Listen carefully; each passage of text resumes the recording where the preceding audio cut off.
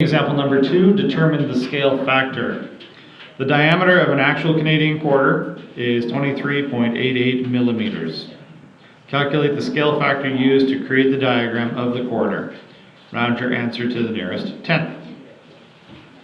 So we're given an actual measurement, and if you measure this, it should be close to 14 millimeters is what we're working with. But I don't think it's precisely that. The printer is changing the size a little bit. So, calculate the scale factor used to create the diagram of the quarter. Round your answer to the nearest tenth.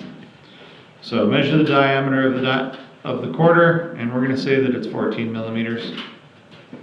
I think in actual fact, it's not quite that, but it's pretty darn close. It's about 13 and a half from the looks of it. So, if we're going with 14, we have the actual measurement, we have the diagram measurement, and then we have a scale here. The scale we don't know. So to go from 14 backwards to 1, we have to divide by 14. So we do that here as well with the bottom. So 23.88 divided by 14 will give you 1.7. And then there's some other decimals, 0, 5, 7, 1, 4, 2, etc. So we have this.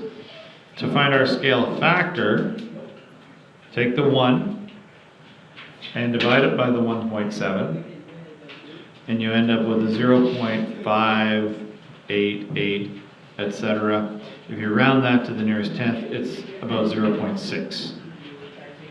So the quarter in the diagram is about 0.6 times as large as the actual quarter. This does not appear to be as big as a quarter. It's smaller, so we would expect our scale factor to be less than 1, which in this case it is. It's a 0.6. So that way we know that we've gone in the right direction. If you'd used 1.7, then this drawing should actually be bigger than a real quarter. But most of us would recognize that it's not bigger, it's smaller. So that's that example there. So again, there's another show you know here to try and calculate the scale of your map. Please go ahead and do that.